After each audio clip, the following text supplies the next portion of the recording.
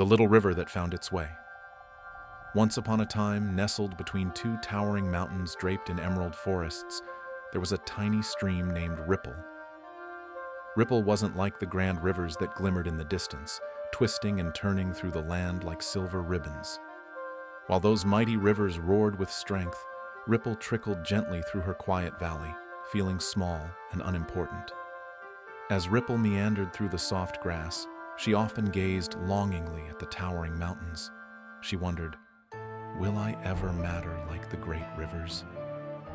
One day, the wind swept through the valley, rustling the trees and carrying whispers of faraway places.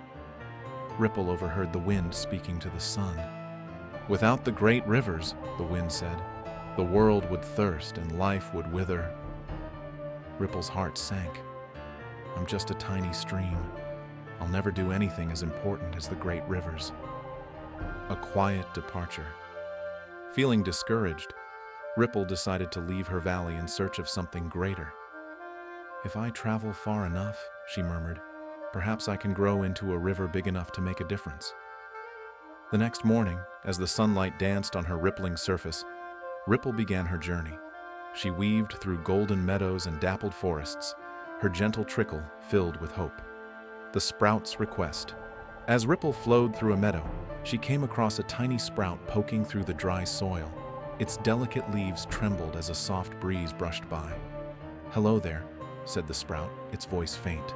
Could you spare a little water? The rain hasn't come and I'm so thirsty. Ripple hesitated. She didn't have much water to share, but the sprout looked so fragile, and she couldn't bear to leave it thirsty. With a gentle sigh, Ripple let a few drops of her water trickle onto the sprout's roots. The sprout perked up immediately, its leaves glowing with gratitude. Thank you, Ripple. Because of you, I'll grow tall and strong. Ripple felt a flicker of joy in her heart, though she reminded herself, this is nothing compared to what a big river could do. The pebbles teach a lesson. As Ripple journeyed on, she encountered a pile of smooth pebbles blocking her path. She tried to push through them, but they were heavy, and her tiny flow wasn't strong enough. Why are you in my way? Ripple asked, frustrated. One of the pebbles chuckled softly. We're not here to stop you, little stream. We're here to shape you. Ripple was puzzled. Shape me? How? Flow over us, the pebble explained. As you pass, you'll wear us down, turning us into soft sand. And in the process, you'll carve a smoother path for yourself. Ripple didn't fully understand, but she flowed over the pebbles as best as she could. Bit by bit, the sharp edges began to smooth, and Ripple noticed something incredible. Her path was becoming clearer, and she was moving faster. The village of Thirst.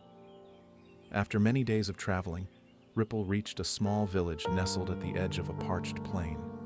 The land was cracked and dry, and the people looked weary as they carried empty buckets toward the horizon.